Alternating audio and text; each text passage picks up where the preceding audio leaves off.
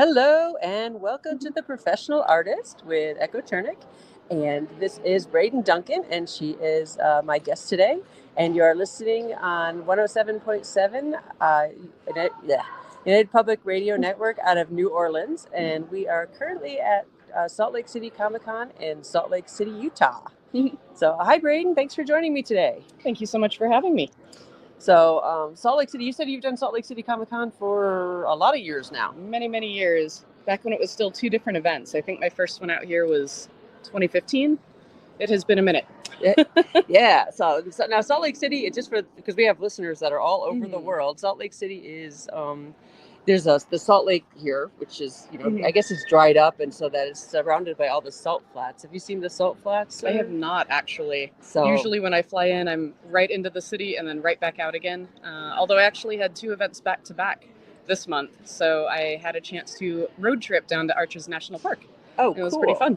Cool. Here we are. There we go. Sorry about our camera here. We're on the road. So for those of you that are watching on the YouTube channel, our camera's a little bit funky and we got a little light going on. But thank you for bearing with us. So thank you for bearing with us. So we'll try to talk loud enough so you can hear us too. Try to see both of our faces. So, hey, there we are. Anyway, but in the salt. So those of you that are familiar with the salt flats, those are where the first time I learned about the salt flats is back in elementary school when they were testing the vehicle that could go beyond, break the sound barrier. Because the salt flats, the Salt Lake dried up, and left everything, left the area super, super flat, and the salt dries really hard and really flat, and so they can drive vehicles very, very fast on it. I've seen photos. So you've seen beautiful. photos, and when they shoot, sometimes they shoot videos on it.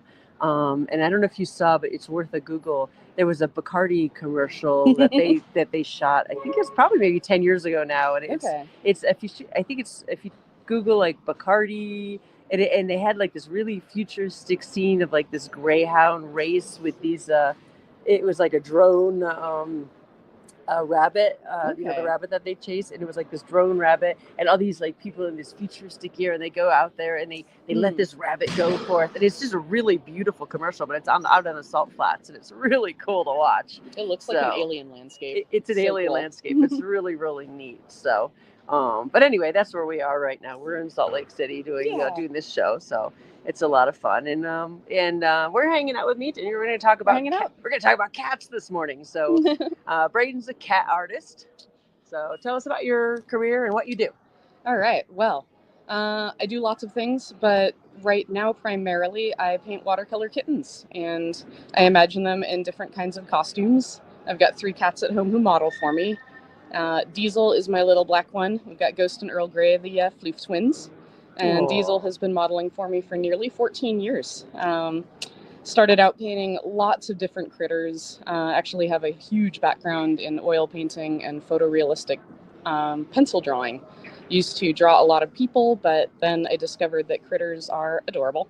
And I'm just obsessed with fur and feathers and all of the colors and textures.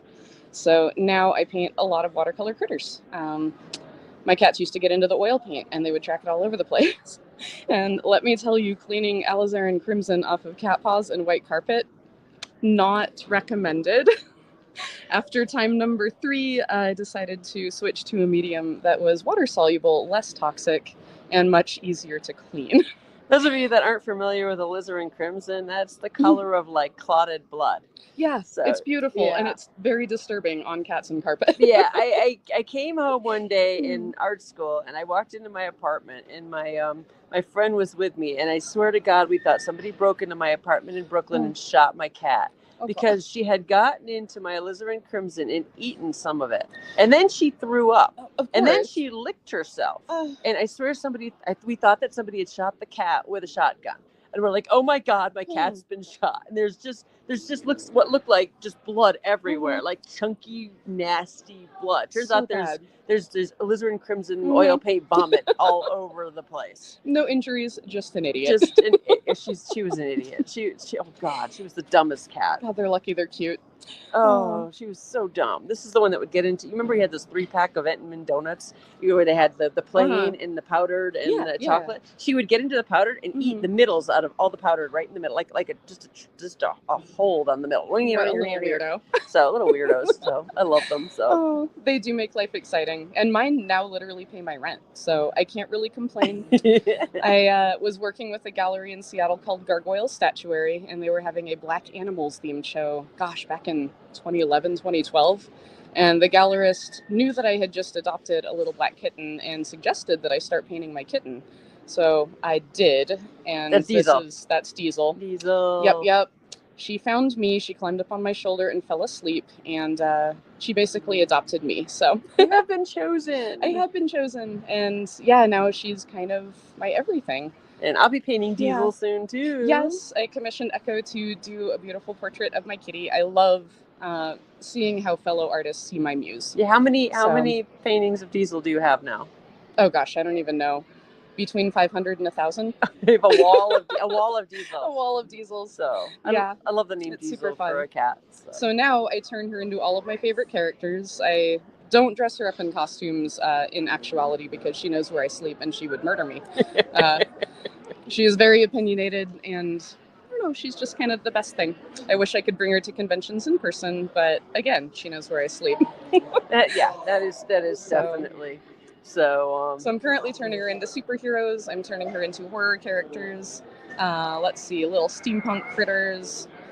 Coming up next, we're going to have a series of D&D class kittens. I'm working on some X-Men kittens. Aww. Let's see, what else? Cryptid kittens. I recently turned her into Mothman, except it's Meowthman because cat puns are where it's at. What booth are you at here at Salt Lake City? Here at Salt Lake City, I'm on one of the end caps on the main aisle. It's E75. Where are you at? And that's in the Artist Alley. Artist Alley. And today is the last day of FanX. Last day of FanX. They don't do anything on Sundays here, so it's a Thursday through Saturday event.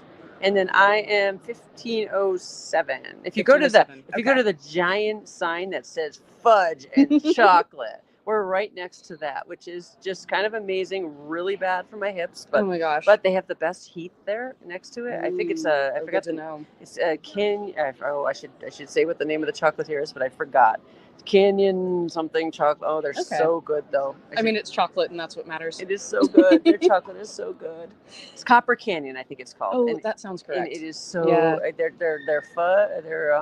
Their fudge is good, but their heath is, and it's right next to me. I think we bought about 3 pounds of the heath already. So good. And it's. I love their little bonbons. They're like shaped like little rectangles, and they're all different sizes or colors and flavors. I don't even know. Yeah, and you find your neighbors. You end up interacting with your neighbors a whole lot when you're at shows, and so we end up interacting with the chocolate people next to us a lot. So get to know your neighbors. It's really great. So do you have good neighbors this show? We have amazing neighbors. So one is out from Texas. The other ones I don't know where they're out from, but it was really nice. The setup this year is interesting, so we're all kind of making sure that we're not in each other's space. Everybody's got enough room. A lot of people work by themselves, so it's actually a good way to get to know people, give them washroom breaks, make sure everybody's got food. My neighbor yesterday allowed me to borrow her scissors, so yes, we all help each other out. You definitely get to know your neighbors and help them out and loan them things when they need it. I think I've talked before about zip ties. That's a currency right there. Yep. So everybody needs zip ties for everything. So zip ties, labels, tape. I mean, caffeine is always a currency out here too. So. Oh yeah. So, but it takes like everybody to get things to work. Inevitably, your display will fall over, and 20 artists will run over to help you, shore it up so you don't end up collapsed in cats and everything. So. I mean, there are worse ways to be. Last day, I'm here for it. So I'm rebranding my. I'm launching a new brand right now. So that's what I'm using this show partially for. I have the cat brand I told you about last year. I think I ran into you. It wasn't even a year ago. I had Emerald City Comic Con. Not even a year ago. I had a couple cats, and you of course went running up and went, "Ooh, cats!" Yes. And I only had a couple though.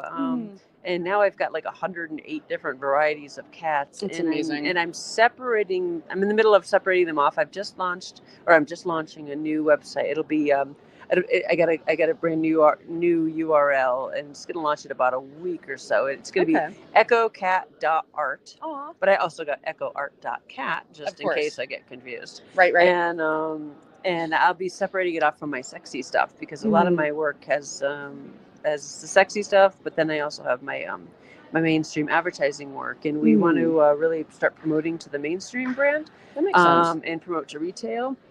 And I found that while a lot of like all of my collectors that love my sexy stuff also love the cats, but when it comes to the mainstream public, they don't all necessarily like the sexy stuff. They like their pussy separated. They like their pussy separated. Yeah. They like the people that like the titties like the kitties, but not necessarily the kitties like the titties. So I hear that. And also the advertising algorithms don't like the titties.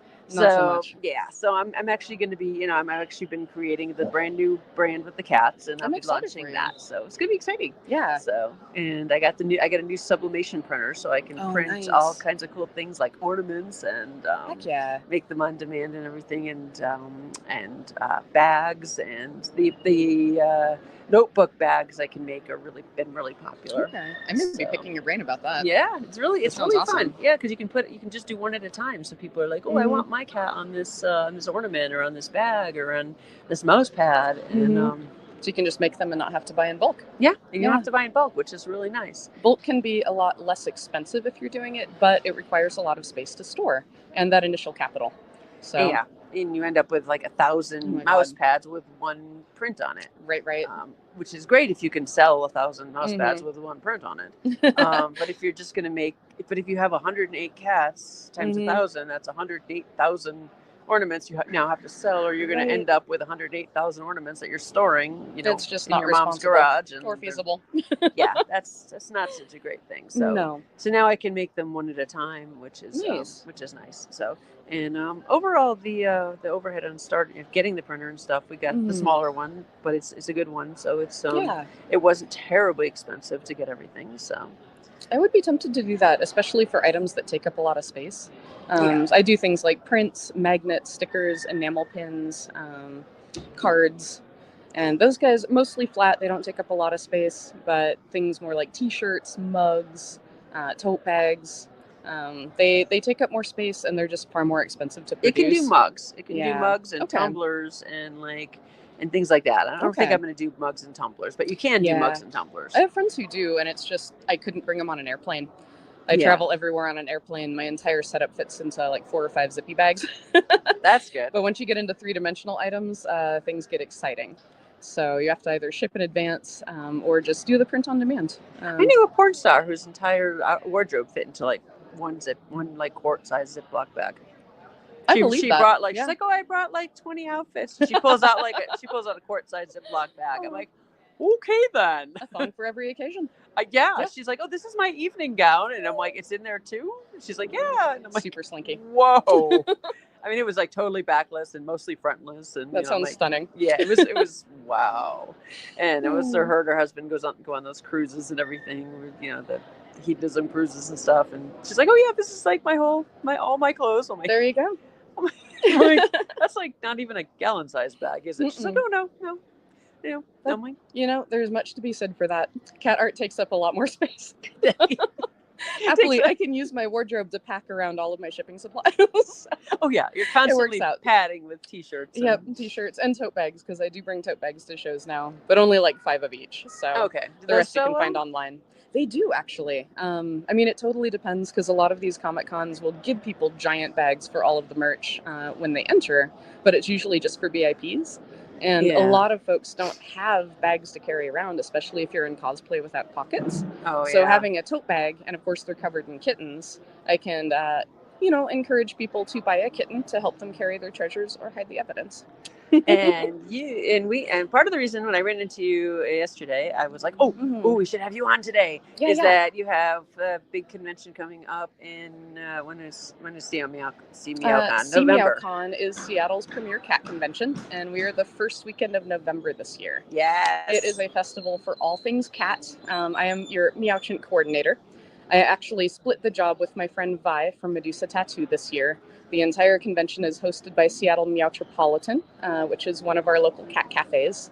And this will be our third time doing it. We had one event before the pandemic, and then we came back last year. Very well attended. Everybody's super excited. Think Comic-Con, but everything is cats. It's cat art, cat toys, cat clothes, cat food, cat beds, cat furniture. People can bring their cats. We're having a cat calling contest. There's a cat cosplay contest. We might have some celebrity cats. We're going to have some vets and people in the cat community who are doing panels. And then 15% of all of our door proceeds go to support local cat rescues in the Seattle area. So it's going to be a blast. Echo's going to be one of our Meowchants. Meowchant. Yes. It's going to be amazing. So amazing. Yeah. So if you're in Seattle the first weekend in November, definitely come to the come to the show. And online, where do they find it? It is Sea-Meow Convention.com.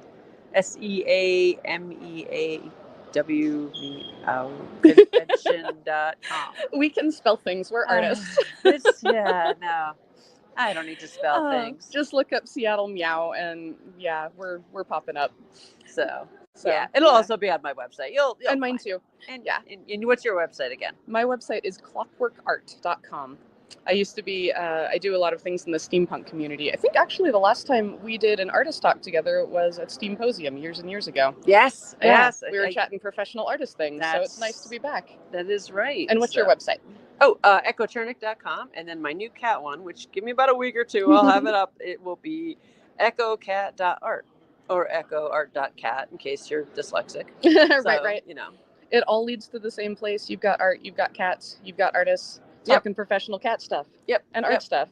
Art stuff. Cats and art and cats and art. I do have I have a plan with the cat stuff. I'm starting off right now with doing lots and lots of different varieties to try to get as many flavors as possible. It's fun to see people come up and look at the cats and be like, that looks just like my cat. And they get really teary too. They're like, because I have a lot of different varieties, and I'm trying to get ones that look a lot like people's different cats, and they get really emotional when they see ones that look just like their cats, because they're Art Nouveau, but they have the likenesses of individual ones. But then beyond that, I also have a series of greeting cards, which are going to be really, really great. That's perfect. That I have planned, and then I have some Art Nouveau ones that I want to be doing beyond that as well, plus all the merchandise and stuff. And then my goal eventually, I have volunteered at rescues and stuff, is I want to be able to set it up so I can print an overage of things like pins and things, so that I can donate those to some of the shelters and things, so that they can encourage people to make donations. Absolutely. And so give back to the cat shelters to encourage donations and things like that. So I have a business plan for this. So it's important when you're an artist to have a plan where you're going with your brand. So as as an advertising illustrator, when I decided to offshoot this, I'm not just like, I'm just going to do cats now and do this. I actually have like an evolving plan with this new brand. So it's interesting. Kind of exciting. Like, we all come to it in a different way. Mine kind of evolved organically, because the internet is just overrun with cats, and I've got cats at home. So my brand, I guess, kind of created itself. Yeah. And then it's part of our community anyway. I also work very closely with a lot of the rescues in the area. I donate to a lot of their fundraisers. And then, during the pandemic especially, so many places had to shut down. It was really sad. They needed volunteers. They needed fosters. They weren't getting as many donations because people couldn't come and adopt in person. So I did an entire series of portraits of wildcats, and then donated all of the proceeds to different charities. No. And all of the prints and all of the postcards that I still have from those series, whenever I sell them at a show. Oh, sorry. Don't want to. Right. All of those proceeds still go to those charities. So that's cool. Yeah. It's nice to be able to help out. And I mean, as you were saying, it's like cat people are everywhere. Everybody loves to find a cat that looks like their cat. Oh, yeah. No, it's really fun to see people. And some of them get really emotional. Oh, yeah. And what I like about, also, I can make these glass ornaments now that are flat, like crystal ornaments. Oh, and I have people come up and they're like, oh, I have like 8 cats. And, 6 of them, have passed on and gone over the Rainbow Bridge. And so that they'll find ornaments of like all of their ones and for their Christmas tree. So they'll be able to put all their cats on their Christmas tree. And they get really excited. And so that's been really really popular, so they can hang them up every year and be like, Yep, here's yep. all our cats we've ever had. And I was like, That's oh, so so that fun. kind of evolved accidentally. I was like, I'll make Yeah. ornaments of them, and then they become this collectible where people can just Mhm. be like, oh, this is so and so, and this is so and so, and this is Mhm. It's so nice to just have an object. Because, I mean, the prints are amazing, but having a card that you can actually write in or like a little object that you can interact with every day, it makes all the difference. Because our kitties never last as long as we want them to. No. I mean, it allows us to love more of them, but it's... Oh, my cat Yeah. Livy right now. We got her out of the dumpster last year. Oh my Somebody, gosh. I was volunteering at the shelter, and this lady came up and she said, "There's this white cat, and we think she's pregnant, but we're not sure. And can someone come get her?" And I was like, "Well, I can pick her up." And so I went and got her, and it turns out she's a cow mani, which is a really expensive brand. I know. Yeah, they're from Thailand with the odd eyes, and like she has white. she has an odd eye. She has a blue eye and a green eye. I just painted one of those in a teacup. She's beautiful. And she and the poor thing, and she had a distended stomach. She wasn't pregnant, but she has a tapeworm named Gary. Rest in peace, Gary. But she had ear mites and fleas and all that stuff. She had a broken fang, and she has leukemia, and it's like inner bones and everything. So so the doctor was not very hopeful. He thought she was like a little over a year old, but now we've had her for a year and a quarter. Wow. And when he first put her under, he's like, well, I don't know, we're gonna fix her thing, but I'm not sure because I'm not, and he did her bloods, and he's like, oh, well, actually her bloods are not too bad, and I did a full exam, and I didn't find any extra organs and no big tumors. So extra organs. Yeah, well, no, yeah, apparently they can get extra kidneys and stuff. I had no idea. When they have leukemia, they can get like extra kidneys and weird things. That's fascinating and terrifying. Right? Yeah. And so, and he's like, well, sometimes cats just aren't told they were supposed to be dead. So just, nobody tell her, and just, so he's hoping for like 3 years. And so we're living, her name is Oblivious. Aww. And Livy for short. And so she's living her best life. So and now you've got an undead cow mini. Yeah. So we're like, go Livy. And she has a boyfriend, Bendels, who's an asshole. Okay. So he's a complete nutter dick. He gets me up at 5 every morning so I can go feed her. Yeah. And then he lays there and watches her eat, like some kind of weird food porn. And I'm like, just to make sure she eats. And but she's fine. She's happy. She's living her best life, and she's the happiest thing ever. Probably not right now because I'm not home. Right. But that's the hardest thing about traveling. Oh, she's so snuggly. Yeah. But we're trying to pack like 15 years into, we're hoping 3. And I figured, quality over quantity. Absolutely. So, I'm so happy she found you guys. Yeah, that's she's amazing. A good girl. She's the sweetest thing. So, you just take what you can get. Absolutely. So. Every single one is so different. I know, they're so different.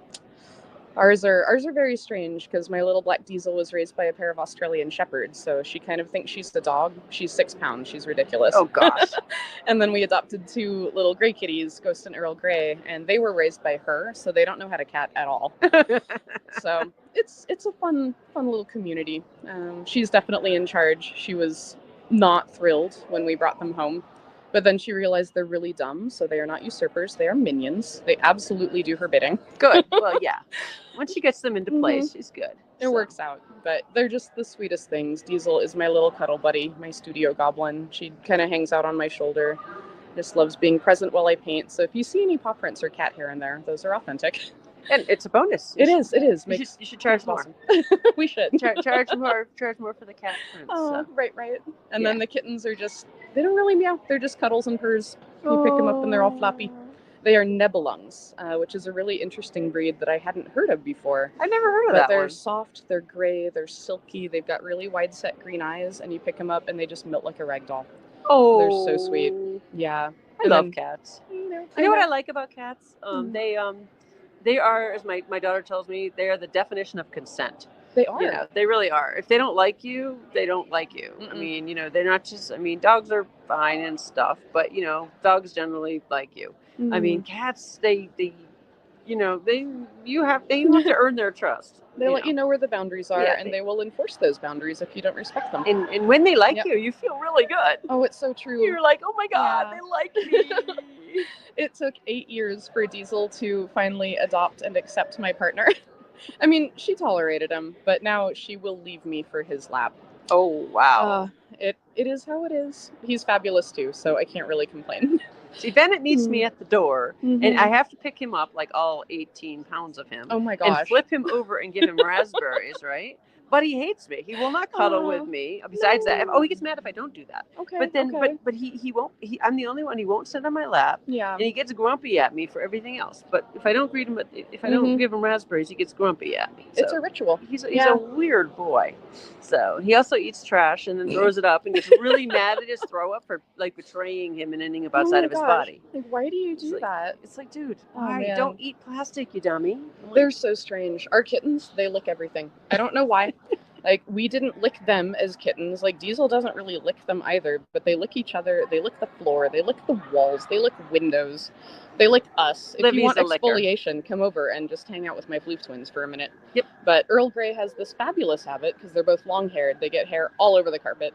He will lick it up for us and then throw it up in nice little piles. Oh, that's He's nice. like, look, I'm helping. And we're like, you're disgusting. That's gross, but It's really gross. thank you. But, he's cute and he thinks he's helping, so we make it work. I had this when I first got Livy, the very first night I got her, we brought her in and we bathed her. She's pure white, and we put her in the shower, and my daughter points out there's this stream of dirt coming off of her. And we're like, that's disgusting. Well, and in the first time you wash, you put a cat in the shower, you don't know how they're gonna behave. Like the other one, like Sita, you put her in a shower and you swear it's the apocalypse. She starts spinning and there's razors and death and Right. But Livy, we washed her and she was fine, and then I put her in a towel and she just kind of collapsed and I rolled her up and then put her in, then she went and hid. And I woke up in the middle of the night to her licking my face. And she literally, I had an age mark, like right in the middle of my cheek. She literally cleaned the age mark off of my face. It hasn't come back. I mean, I looked it up. Apparently, microdermabrasion's like $300. So I'm like, oh, look, like I got. Or just adopt a cat. I don't think that's really replicable. It's like, every time people are like, how can I get rid of this age spot? And I'm like, well, all right, now maybe that's. Go adopt a dumpster cow mini and then bathe them and have them wake up in the middle of the night and lick it off your face. All right, that's really probably I mean, it depends on the cat. Ghost loves licking people. Earl Grey does the carpet. Ghost does my face. Do they lick your eyelids when they like your No, not the eyelids. Oh, that hurts so much. I don't let her do that. Like, ow, ow, ow, That's ow, very ow, tender skin. Yeah. But she will clamp her paws on both sides of my face. I have to rub my face in her belly first because she loves belly rubs. And then she'll clamp her paws on both sides of my face and just exfoliate me for literally as long as I let her. So I did learn from somebody though about the. I don't know much about Siamese. I did learn though. Apparently, their color changes if they're warmer or cooler. Did you know that? I didn't know about the temperature, but I did know sometimes it's with age too. They can start out nearly white as a kitten, and then their points get darker as they age. But it can be temperature. Their atmosphere. If you tend to keep your house cooler, they'll get darker, and if you tend to keep your house warmer, they'll stay lighter. Okay. So and I was told that's apparently it's just how you keep your house. If you they'll affect their color. I was like, oh, I didn't know that. That's crazy. I didn't either. I was like, that's neat. And cat colors are so strange already. Gosh, cat genetics, man. Cats are nuts. Cats are nuts. I know. I like the ones that are like halfway down the middle. Yeah, and stuff, the little harlequin kitties. Yeah. I met one of those in Vietnam not too long ago. They had an entire cat cafe, and it was full of munchkin kitties and sphinx kitties. And they had this, beautiful Maine Coon kitty. And then there was just this little tortoiseshell, and she was like totally half and half. She was like half white, half orange, and she just curled up and hung out on our table the entire time. Oh, that is so cute. They're so awesome. I go to cat cafes in every city I visit. It's kind of my mission. Yeah. I've now been to cat cafes in, over 20 cities and 6 different countries. It's how we do. Yeah. Cats are amazing. I love painting them. So, but yeah. So back to art though. Back to art. But so and then working on the new brand and actually treating it like a new brand. Like my old brand kind of developed the way you did. It just sort of developed organically. But with this one, I'm trying to plan it a little bit more, and we're actually launching it as a retail brand. So I'm gearing up to launch it more, do a lot more advertising, and go a little bit more, worldwide with the internet and everything. Nice. Are you looking for like contract deals or wholesale? Well, or... I already have a licensing agent. So eventually, perfect. I'm gonna go out and do some licensing with them. Mm-hmm. I sent some over to them, and some of them are already licensed, but I'm not really pushing that. Yeah. I'm not pushing that yet because there's so many of them. Oh yeah, see where it goes. Yeah, I have some Pegasus Publishing. Put some on T-shirts already. So if you want T-shirts of some of them, he does the best T-shirts. Yeah. But I'm not pushing them yet until I get the next round of the pieces done. But I want to I want to really get my online sales pushed with the cats especially for the holidays coming up. So. Oh yeah. Yeah, we're doing a big online sale too. Yeah, I think that'll be really good. So. Yeah. So which pieces are you working on next? For these pieces, so I think the greeding card ones. Okay, so they're gonna be really, really cute. I'm really excited. Too. I know, really excited. So I'm really, I've got these. The outside. I have the one I'm working on with these. It's got I've got like these really great Art Nouveau cat portraits on the outside, and then the envelope will be like sort of like the money envelope that just says like a gift for you on the outside. You know how they have the money envelope, and then I'm going to be doing a bookmark on the inside, a fancy Art Nouveau bookmark. Okay. But it's going to have a either a really, really pretty, cool dead bird, or a really, really cool Art Nouveau dead rat or something. So it says a gift for you, but it's like but it's like a dead thing. But also in an Art Nouveau style, because cats bring us dead things. Yeah. So like a dead gecko, and so you'll open it, kind of thinking it's going to be money, but it's going to be like a dead gecko in a cool Art Nouveau style on the inside. You'll be like, oh, it's a gift. Oh wait, of course it's a gift from a cat. It's going to be a dead gecko bookmark. Of course it is. So I love that, and it's very on brand, and also very accurate. Yeah. My mom has a few cats at her residence as well, and one of them is a giant ginger. We call him Sweet Boy. He brings her presents at least multiple times a week.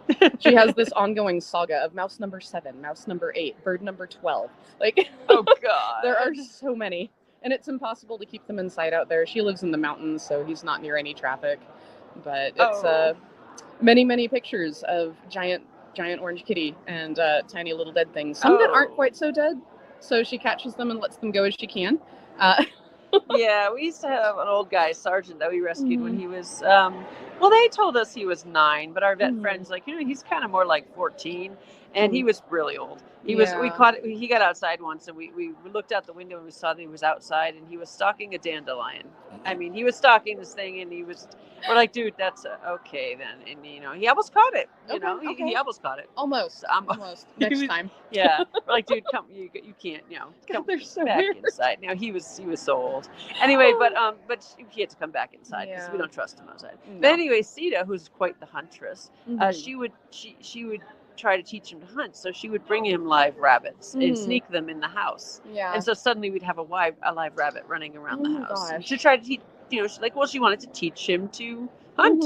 So she's like, here, I brought you a live rabbit. We're like, Sia, no. It's just, it's amazing. She has total control whether or not she wanted to kill something or whether or not she wanted to have it, have it be alive, or she's exceptional at hunting. Yeah. Some of them really are, some not so much. Our cats will see a spider and then they'll surround it and they'll look at it and they'll be like, hey, we found it. And I'm like, and they're like, and? So I have plenty of photos of our cats just all in a little circle around this bug. Oh. And then they just walk away. Yeah, she keeps eating them and getting sick and throwing up. Oh my God, no, stop eating the spiders. Yeah. Yeah, because I like the spiders. We're in the Pacific Northwest that eat the gnarly bugs. As long as they're out of the way. She knows Cat's afraid. My daughter, Cat's afraid of spiders, and so she lives with Cat now. So she eats the spiders, and then she throws up all over the floor. And I'm like, oh, honey, stop eating the spiders. I mean, she's trying to help. She's helping great. Yeah. And she throws up all over, and then she's sick all morning. God, they're so gross. Yeah. I'm like, oh, honey. So she's trying. So. Yeah. So what else are you working on?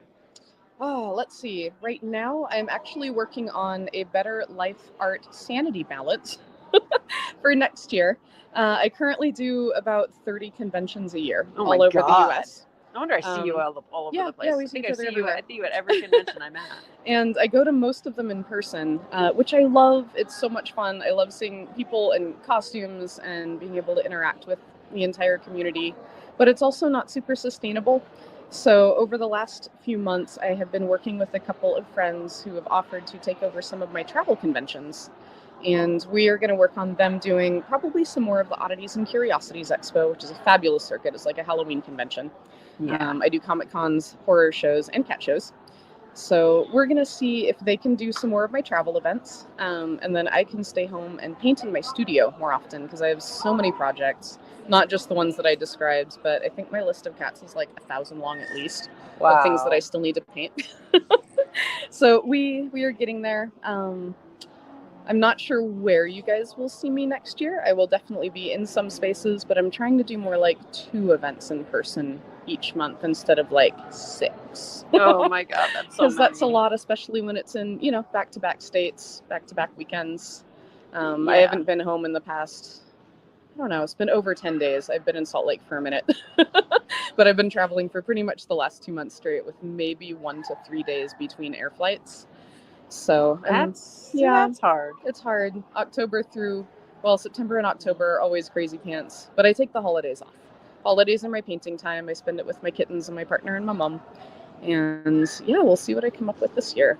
That's good. Yeah. That's good. Yeah, this is my last away show for a while. Okay, that's and then awesome. I have Sea-Meow Con. Yeah, we're excited. That's yeah. my last show of the year.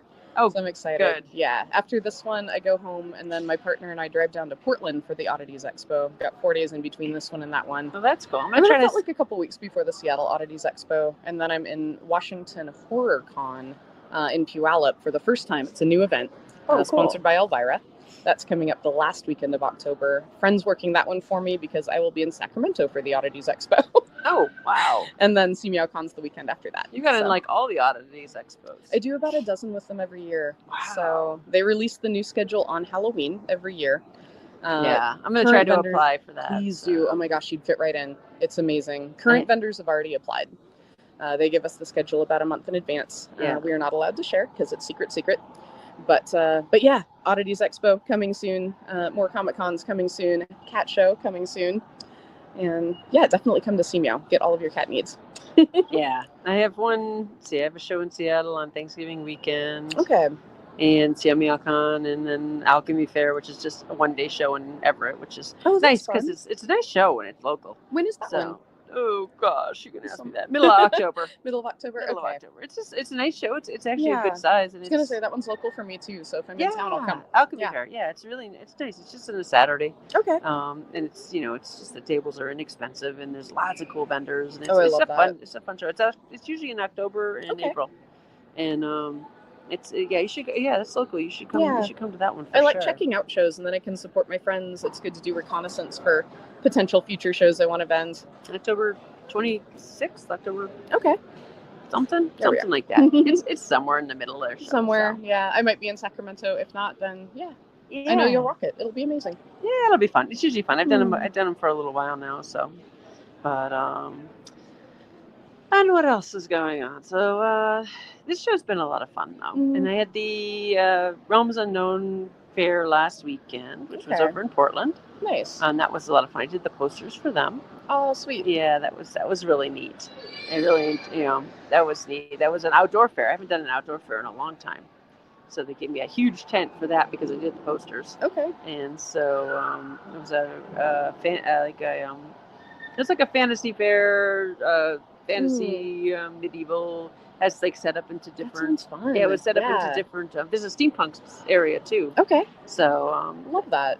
It's like there's a steampunk area, and then there's a fae area and a time travelers area. Oh, and man. it was I a lot of go. fun. It was a lot of fun. And this is the second year. It took over for Fairy Worlds. Oh, okay. So Fairy Worlds went on for like 20 years. And I heard about that one. And then it went away during COVID. And then this took over. And it's this gorgeous golf course. Okay. It's gorgeous. The space is just beautiful. And so you should definitely check it out. I'd love to. I did a lot of Renaissance fairs growing up too. Oh, so yeah. It's a really nice one. It's not all like dusty and stuff. It's all like it's gorgeous. It's lush. And it's it's the second year. It was beautiful. It was great. It was a lot of fun. They have these different like I said realms for each one. I did poster Okay. for each realm. So, fun. so yeah, so it should happen again next year. And hopefully Please you keep can us all come posted. down. Yeah, and hopefully you can come down. And like I said, they have a steampunk section, so you should be in that. Oh, I'd love that. So, and that was last weekend. I'm ready to go home and see my cats. Oh my gosh, right? So, I was still in Salt Lake City last weekend because we had the Oddities Expo out here first. oh, geez. And then there were 3 days in between that event and this one.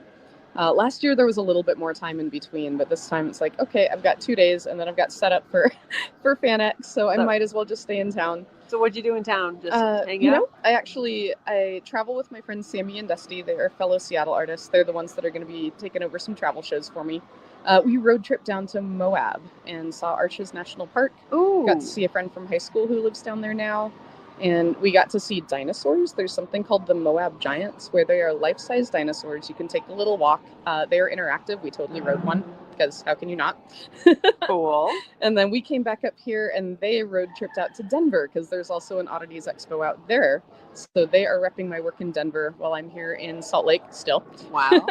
And then I flew my friend Teresa out from Seattle to help me work this event. So we are flying back tomorrow. So I will finally be back home tomorrow. Oh my goodness. Yeah. So, wow. So what was the dinosaur thing? Was it a museum or?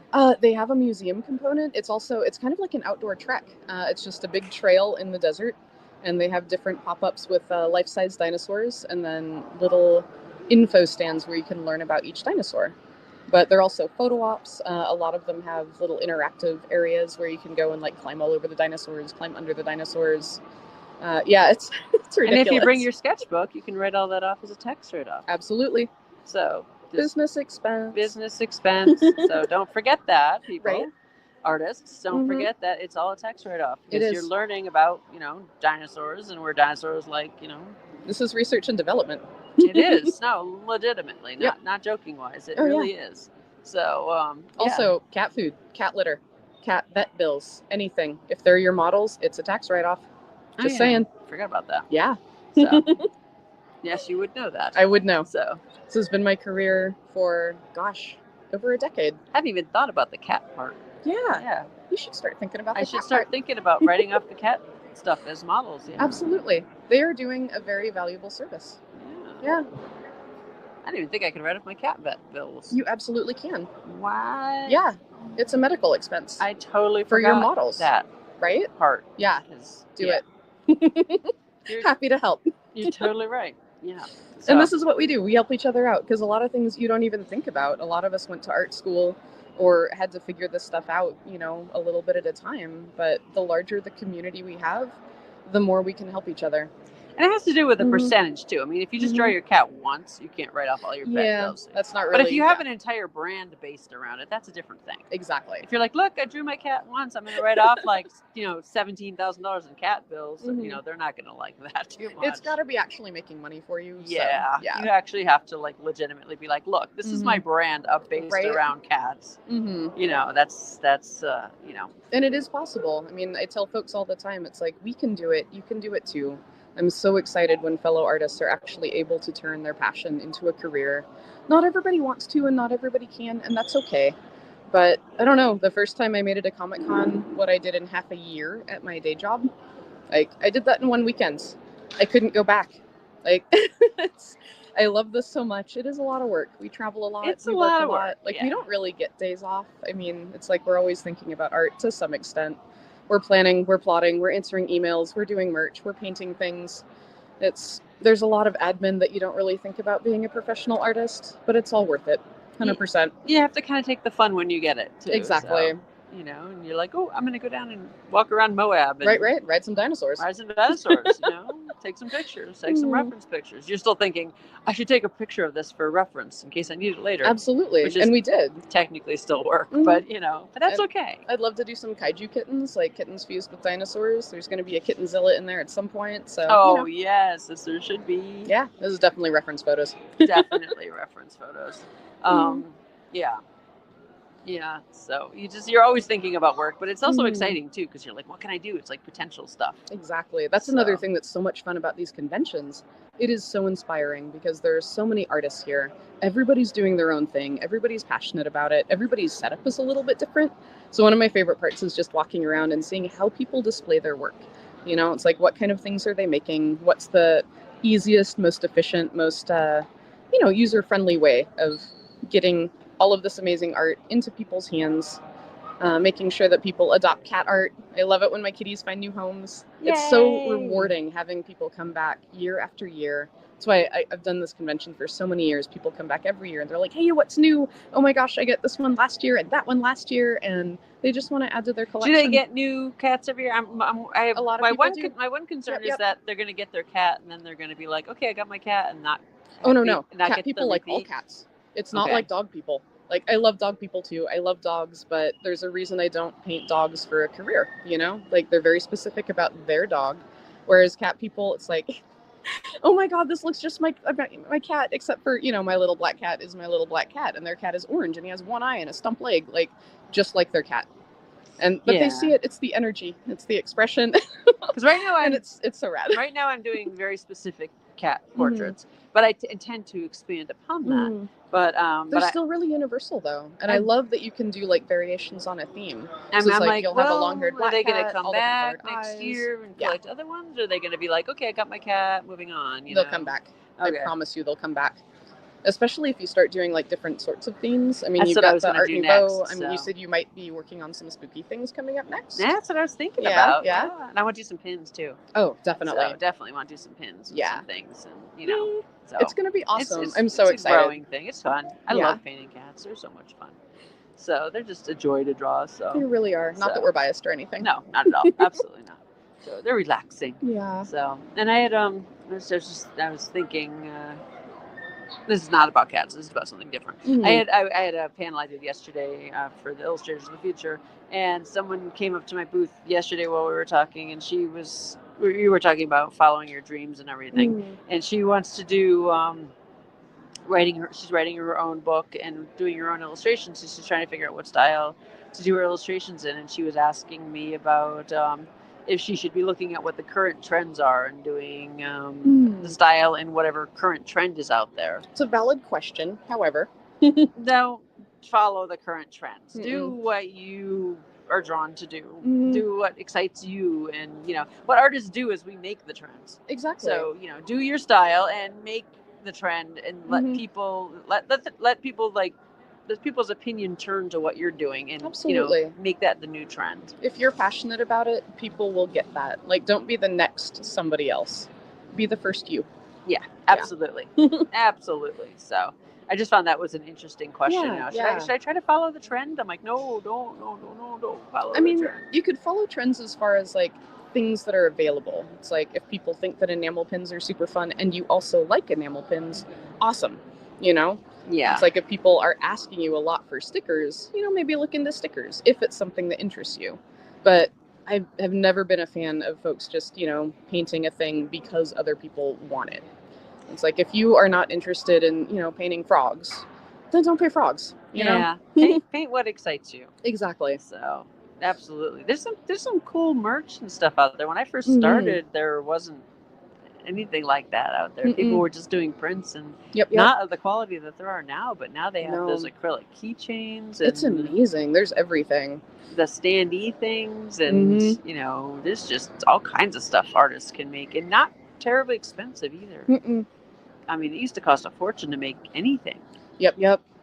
So, and you can make just a small amount of pins now for a lot less money than it used to cost. Yeah, and a lot of us are happy to share our production partners. Like, some people are a little more circumspect about it. Some people don't. Some people are like, oh no, I'm not going to share my secrets. They don't want them to get overloaded, and then, the quality could drop. But I don't know, the ones that I work with, it's a lot of trial and error. I really appreciate them, and I want them to get more business. Yeah, so, me too. Yeah. Generally, if you ask me, I'm happy to share. Not every artist will, so don't take it personally. Not every artist will. So. But it never hurts to ask. Yeah. Yeah. But you have, how many different pin varieties do you have? I think probably about 30 right now, maybe more. And I'm always making new ones. I'm actually going to be working on a new set for the holidays, so stay tuned. Cool. Yeah, I just have to get home and actually have more than one day in my studio. Yeah. I like to put my pins on backing cards when I'm same. Competent enough to do that. Yeah. I found a good way to do that is to just actually print business cards. Yep, and then that's exactly use what that I do as the too. backing card. I actually use the original painting and then just lower the opacity and put the words over it, so they have a copy of the original painting that the pin was based on. Yeah. So it works out really well. Nice, easy template. Put all your social media stuff on that, of course. Yep. And then sometimes you can do packing parties. I've got a lot of artist friends who do events and have merch. We just get together like one day every other month, and we all just help each other pack stuff. Yep. It works out really well. You get a hole punch so that you can hang, you can hang the pins up if you wanted to. Yep. Too, and I have little like backing hanger tag things, and I have sticky things that you can go on the back of prints to hang there. And there's all kinds of tricks to hanging prints and everything. I use Velcro. I just got big Velcro panels that I can use now to hang my cats right on. Oh, you that's so awesome. You just stick them right on there, and they hang up there. Nice and easy. So of course, every time I have my little metal carpet hooks that I use, I always have to yell, I need more hookers. Send me the hookers. Never enough hookers. You use the Pro panels too? I use the Pro panels. Cool. I got a set last year. I have the full Pro panels and the breakdown Pro panels. I bought those from another artist. I have Heather Hudson's old Pro panels. Oh, perfect. She's fabulous. They say Heather Hudson on the box still. Nice. So if they ever get lost, like a return, she's gonna be like, "These aren't mine anymore. Right? Why do they have my name on them?" So they'll find their way somewhere. Yeah, so I bought, so you can always buy the set from old, from other artists and stuff. For sure. So the Pro panels last a really long time. I've had my Pro panels for 15 years. Damn. Okay. My tall guys. Yep. So. They really come in handy. They're actually, they're a little bulky, but they're not heavy. Gridwall's heavy. I used to use Gridwall, never again. Yeah. Like for some folks, it works out really well, but it's heavy. It's so for heavy. My local shows, Pro panels, I can set up my entire 10x10 booth in 15 minutes. It's amazing.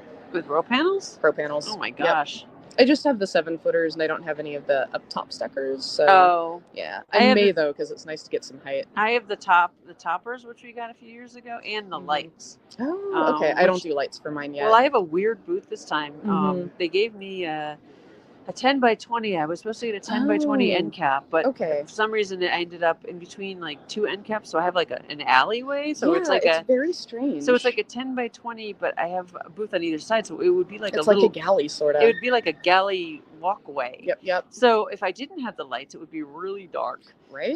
So I ended up having to set up the Pro panels down one side, and then put the tables down the other side, and put Heather Hudson's breakdown ones on the other side. It's so weird. And then use the bars to go across the top. Yep. So you can stabilize everything. So you kind of have to figure. Every show is a little bit different. You have to kind of figure out like. How am I going to get this to work? This is a weird space. How am I going to? And being Utah, they're a little bit funny about the nudity. I put my nudity stuff in the back, and I put the cats up the front, and it works out good. So I find that the people come in for the cats, and then the people that they see the nudity and they come in a little bit further, and they come in for that. It's like incremental pussy. Yeah, come in. I love it.